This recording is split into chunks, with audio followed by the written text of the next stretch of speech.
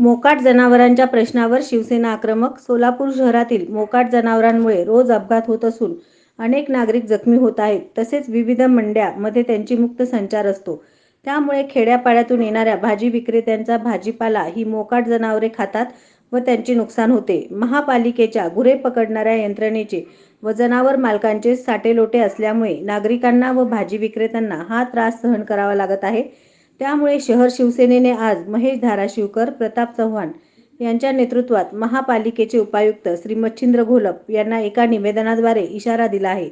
जर सोलापूर शहरातील मोकाट जनावरांचा बंदोबस्त तातडीने झाला नाही तर संबंधित विभागात शिवसेना शेण आणून टाकल्याशिवाय स्वस्थ बसणार नाही. याबाबत मनपा उपायुक्त श्री घोलप यांनी तातडीने कारवाई करण्याच्या सूचना संबंधित अधिकाऱ्याला दिल्या असून यावर अंमल न झाल्यास झालेल्या प्रकारास महापालिका जबाबदार असेल असा इशारा महेश धाराशिवकर यांनी दिला आहे. या प्रसंगी शहर उपप्रमुख संदीप बेळमकर, रमेश पुकाळे आदी अधिकारी उपस्थित होते. आज शिवसेनेच्या वतीनं उद्धव बाळासाहेब ठाकरे पक्षाच्या वतीनं मी माझे सहकारी शहर प्रमुख महेश धाराशिवकर, संदीप बेळमकर आमच्या सहकार्याने मच्छिंद्र घोलप यांना एक निवेदन दिलेलं आहे.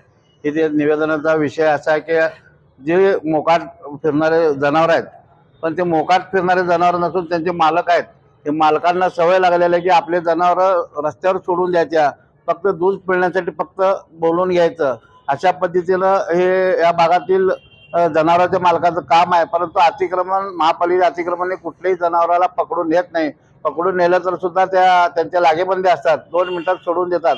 त्यामुळे अनेक लोकांचे ॲक्सिडेंट ह्या मोकाट जनावरांमुळे होत आहे आणि भाजी विक्रेत्यांना याचा प्रचंड त्रास आहे. मी एक उपायुक्तांना एक विषय सांगितला की अनेक जे महापालिका रस्ते आहेत त्या रस्त्यावर जनावर बांधून म्हणजे पूर्ण रस्ताच कॅप्चर केलेला आहे. त्यामुळे ही महापालिकेच्या अतिक्रमणचे अधिकारी कुठेही फिरत नाहीत.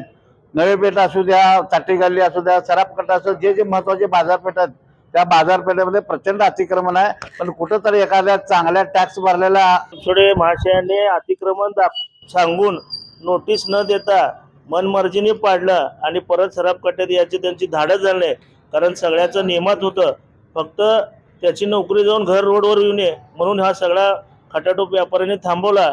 आणि हा अधिकारी गुंड घेऊन फिरतो, सोबत बाउन्सर घेऊन फिरतो. ह्याला काय गरज आहे बाउन्सर घेऊन फिरायची? हा देखील सर्वसामान्य नागरिकांचा सवाल आहे.